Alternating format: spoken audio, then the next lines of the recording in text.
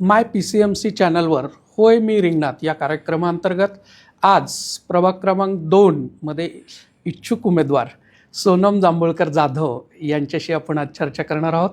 मी doctor Shrikrishna Joshi त्यांच्याशी खास निवडणुकीच्या संदर्भातल्या गप्पा मारण्यासाठी इच्छुक आहे आणि त्याही त्यांच्या प्रभागातून इच्छुक असे उमेदवार आहेत.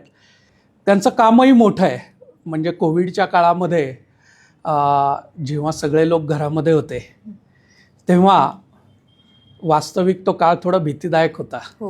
आणि अचानकपणे आलेली ती महामारी होती आणि अशा महामारीमध्ये सगळंच काम स्तब्ध झालं होतं. अशा वेळी लोकही हवालदिल झाले होते आणि अशा परिस्थितीमध्ये तुम्ही कोविडमध्ये खूप मोठ्या प्रमाणात काम केलं.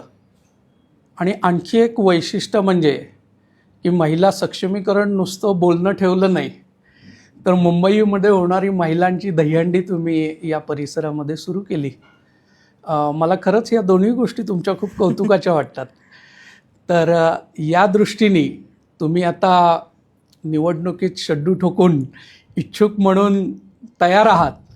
तर काय तयारी चालली आहे? काय वाटतं तुम्हाला या निवडणुका कशा आहेत? तयारी तर 7 वर्षापासूनच चालू आहे. पण इलेक्शन पुढं जाते मागे जाते त्याच्यामुळं आपण आता खूप तयारी जोरदार चालू आहे. म्हणजे आता माझं परिचय पत्रक लोकांना वाटायला सुरुवात केली. आजपासूनच सुरुवात करणार आहे मी. आणि कॅलेंडर पण द्यायला सुरुवात, नवीन वर्षाचं कॅलेंडर पण छापले ते पण सुरुवात करणार आहे द्यायला. म्हणजे लोकांच्या भेटीगाठी सुरू आहेत. सगळीच लोक तुमच्या घरची आहेत. खरं म्हणजे तुम्ही ज्या घरात जाल तिथे तुम्हाला प्रत्येक जण ओळखतो. आणि माहेरीत असल्यामुळं प्रत्येकाची ओळख. आणि तुमचं त्या भागामध्ये मोठ्या प्रमाणात काम पण आहे.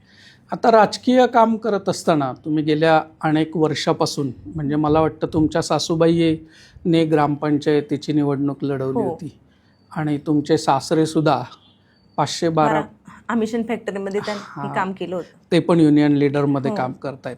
आणि पतींचा पण तुमचा या समाजसेवेमध्ये खूप मोठा वारसा आहे. तर अनेक कामं चालू असतील पण तुम्ही उल्लेख जो केला तो कोविडचा केला. तर कोविडच्या वेळेस अतिशय भयानक अशी परिस्थिती होती. म्हणजे आम्ही डॉक्टर लोकसुद्धा पेशंटच्या जवळ जायला भीती वाटत होती लोकांना. तर काय तुमचा त्यावेळेसचा काय अनुभव होता? कशा प्रकारे तुम्ही लोकांना मदत केली? काय तुम्हाला वाटत होतं? म्हणजे त्यावेळेस लोक सगळी घरात बसली होती. पण ज्यावेळेस व्हॅक्सिन द्यायला सुरुवात झाली त्यावेळेस ज्येष्ठ नागरिकांना त्यांची मुलं सुद्धा नेत नव्हती हॉस्पिटलमध्ये. म्हणजे ते पण घाबरत होते जायला. मग त्यावेळेस मी असं केलं, म्हणजे मी एक पाऊल उचललं. त्यावेळेस माझ्या मिस्टरांना म्हणलं आपण गाडी करूया, एक बस करू आणि ज्येष्ठ नागरिकांना जेवढे आपल्या प्रभागामध्ये असतील तेवढ्यांना आपण व्हॅक्सिन द्यायला यमुनानगरमध्ये घेऊन येऊ. मग आम्ही तिथून सुरुवात केली. व्हॅक्सिन द्यायला असेल की प्लाझ्मा असेल. रात्री तर मला 2 वाजता प्रभागामधलाच फोन आला एका लेडीजचा. म्हणजे तिच्या मिस्टरांचा मोबाईल होता तो, पण तो नंबर माझ्या नावाने तिच्याकडे त्या मोबाईलमध्ये सेव्ह होता. मग त्यांनी 2 वाजता मला कॉल केला, ताई मला असा प्रॉब्लेम आहे, माझे मिस्टर खूप सिरियस आहे आणि मला प्लाझ्मा पाहिजे. मग आम्ही दोघं पण त्यावेळी उठलो आणि सगळ्या ग्रुपवरती टाकलं त्यांना प्लाझ्मा हवा आहे म्हणून. आणि सकाळी 7 वाजता आम्ही त्या प्लाझ्माच्या ठिकाणी जाऊन थांबलो. मग ते ग्रुपवरती टाकल्यामुळं खूप व्हायरल झालं. आणि पुण्यातनं एक लेडीज आम्हाला भेटली. ती प्रेग्नेंट होती महिला, तिला 7वा महिना होता. पण त्या लेडीजनी तयारी केली की बाबा मी देऊ शकते, त्या माणसाचा जीव वाचेल. मग त्या लेडीजचा आम्ही प्लाझ्मा घेतला. अजून सुद्धा ती लेडीज आमच्या कॉन्टॅक्टमध्ये आहे. तिला मुलगा झाला आणि तिचा मुलगा पण छान आहे, तिने आणला होता दाखवायला. तर मग ती मदत मी त्यावेळेस त्या कोरोनामध्ये केली. आणि YCM मध्ये जाऊन सुद्धा वार्डामधले पेशंट. भीती वाटली नाही का? भीती वाटत होती पण काय करायचं, कुणाचा तरी जीव वाचेल बाबा आपल्यामुळे, म्हणून मी पडत होते बाहेर. तुम्ही बाहेर पडत होते बाहेर रोज. बर. आणि मग समजा आपण बाहेर गेलो आणि एखादा माणूस संपर्कात आला की आपल्याला कोविड होईल आणि कोविड झालं की तेव्हा कसं होतं, क्रिकेटचा स्कोर एक वेळ लोक बघत नव्हते पण कोविडचा स्कोर बघत होते. तर तेव्हा काय भावना व्हायची? तेव्हा भीती तर सगळ्यांनाच वाटते सर. भीती मला पण वाटायची. पण आता काय, आपण समाजात बाबा एक समाजाला काहीतरी देणं लागतं तर त्या दृष्टीने मी समाजामध्ये मदत करत होता. आणि तुम्ही सांगितलं की प्लाझ्मा तुम्ही रात्री 2 वाजता एका महिलेला उपलब्ध करून दिला. मग त्यावेळेस ज्या माणसाला प्लाझ्मा दिला त्याची प्रतिक्रिया काय होती? अजून पण तो माणूस म्हणजे भेटला की आता रात्रीच योगायोगाने आमची दोघांची भेट झाली की ते म्हणले मी फक्त तुमच्यामुळेच जिवंत आहे ताई. तर मी म्हणलं अहो असं काही नाहीये, ते तुम्ही फोन केला आम्ही लगेच उचलला आणि योगायोगाने तो प्लाझ्मा लगेच उपलब्ध झाला. बरोबर आहे. म्हणजे आजकालच्या काळामध्ये जेव्हा मुख्यतः वैद्यकीय समस्या येतात तेव्हा घरातली लोकंसुद्धा तिथे त्यावेळेस उभे राहत नाहीत. अशा अनेक समस्या आहेत. आम्ही पाहतो की मी पण अनेक वर्ष ॲक्सिडेंटच्या क्षेत्रामध्ये काम करतो. मी पाहतो की ॲक्सिडेंट एखादा पडून गेला तर लोक पाहतसुद्धा नाहीत. नाही नेमकं असं होतं. आणि त्याला मदत करणं तर दूर जाणं, अशा अनेक गोष्टी आम्ही पाहत असतो. तर तुम्ही ते मदत करताय मला खूप आवडलं.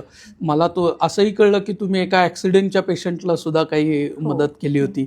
काय होता तो प्रसंग? तो प्रसंग म्हणजे मी दुपारच्या वेळेस ऑफिसमध्ये बसले होते. मग मला तिथनं एक कॉल आला तिथल्याच नागरिकांचा. ऐश्वर्यम हमारामध्ये ते झाला होता ॲक्सिडेंट. कॉल आला तर असं असं झालंय, पण सगळे बघतात फोटो घेतात पण कुणीच पुढे जात नाही डेअरिंग करून.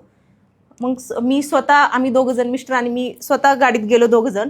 तिथं गेलो तर ती परिस्थिती पाहिली एवढी भयंकर होती. म्हणजे एवढं रक्त वाहत होतं त्याचा पूर्ण एक हात आणि पाय तुटला होता. पण मला पण भीती वाटली बरं का, कसं उचलू मी. पण त्यावेळेस म्हणलं आपण जर केलं तर त्याचा जीव वाचेल. मग आम्ही दोघं पण पुढे गेलो. यांनी एक बेडशीट मागवलं तिथनं एका लेडीजकडनं. ते बेडशीट घेतलं. त्या बेडशीटमध्ये त्याला अक्षरशः दोघांनी उचलून ठेवलं आणि लगेच आमच्या तिथं हॉस्पिटलमध्ये नेलं. मग तिथं त्याची परिस्थिती खूप गंभीर होती नाही का, त्याचा पाय पण गेला होता हात पण गेला होता.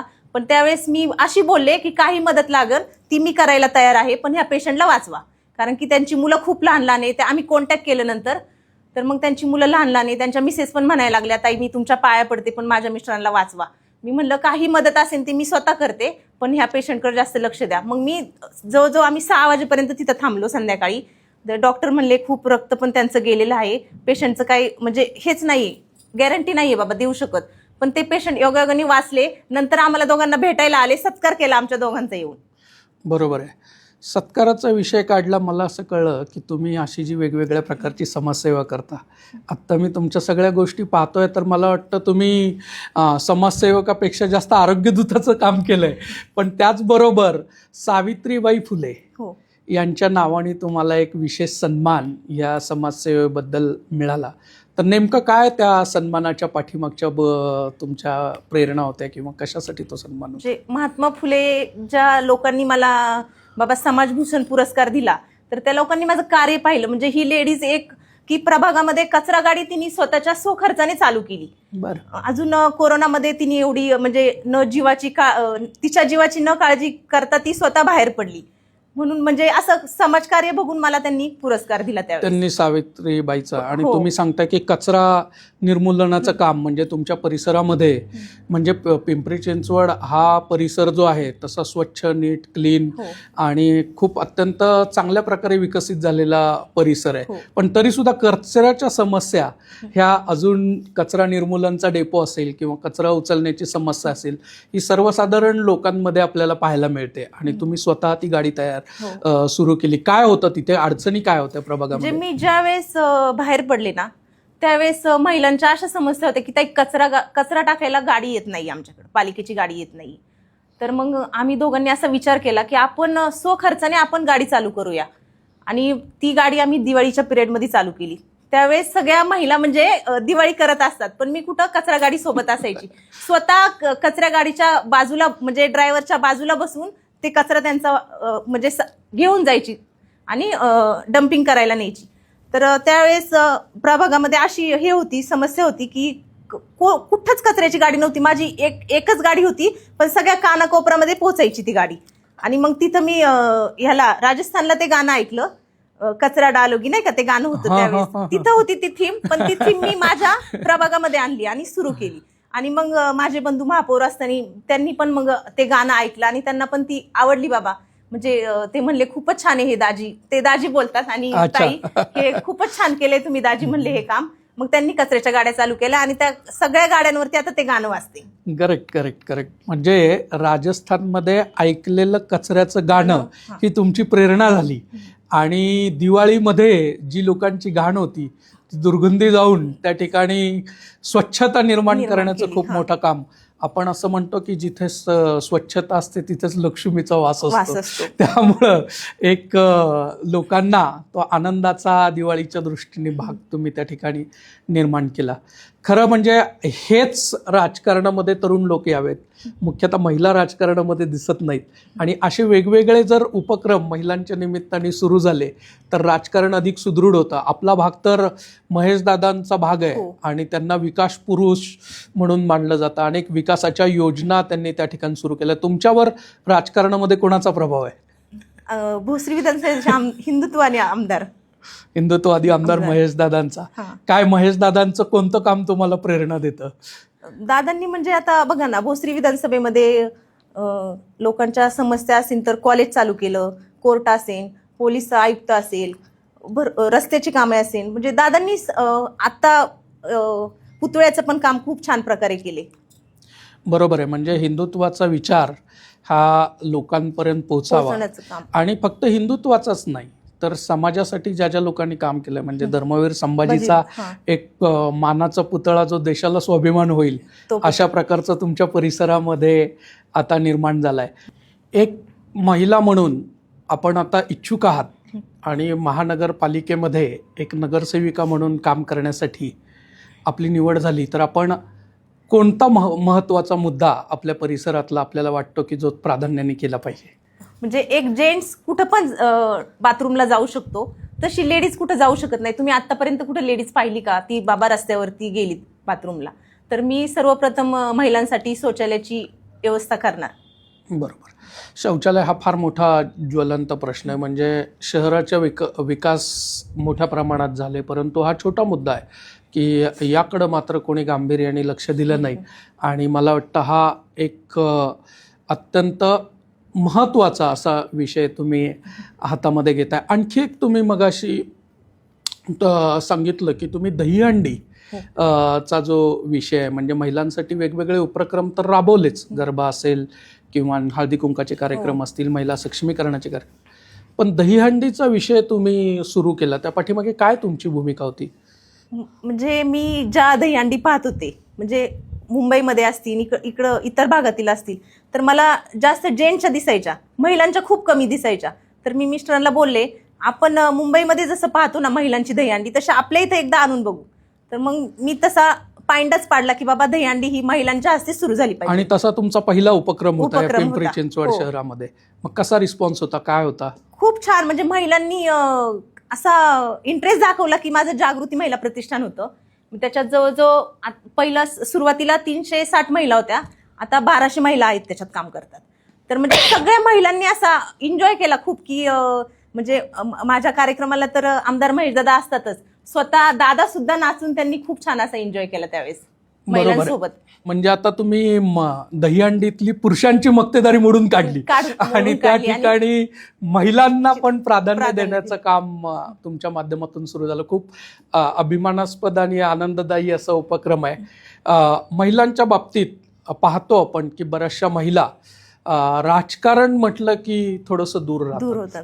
आणि मग अशा वेळी आपल्याला तर वारसा आहे, तर आपण राजकारणात येण्याचं ठरवलं का? काय म्हणजे त्याच्या पाठीमागची तुमची भूमिका काय?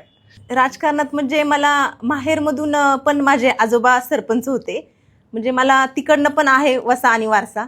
आणि इकडं आल्यावरती मला सासरी पण तेच तसंच घर मिळालं की ते सासूबाई पण तुमच्या सांगते ना, सासूबाई पण माझ्या ग्रामपंचायतला उभ्या राहिल्या होत्या आणि त्या पिरियडमध्ये माझी चुलती पण ग्रामपंचायतला उभी होती. वा वा वा.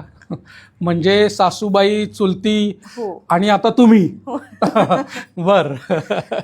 मग ते योगायोगाने असं झालं की माझं सासर पण तिथंच झालं की मग ती लोक पण माझी म्हणजे सासर माहेर, ती मायेचीच लोक झाली सगळी. त्याच्यामुळे ते एकदम हक्काचं म्हणतात की आमची मुलगी आहे तर आम्ही हे करणार, पुढे जाऊन की तिला नगरसेविका करणारच. आता तुम्ही ठाणच केलंय, नगरसेविका होणारच.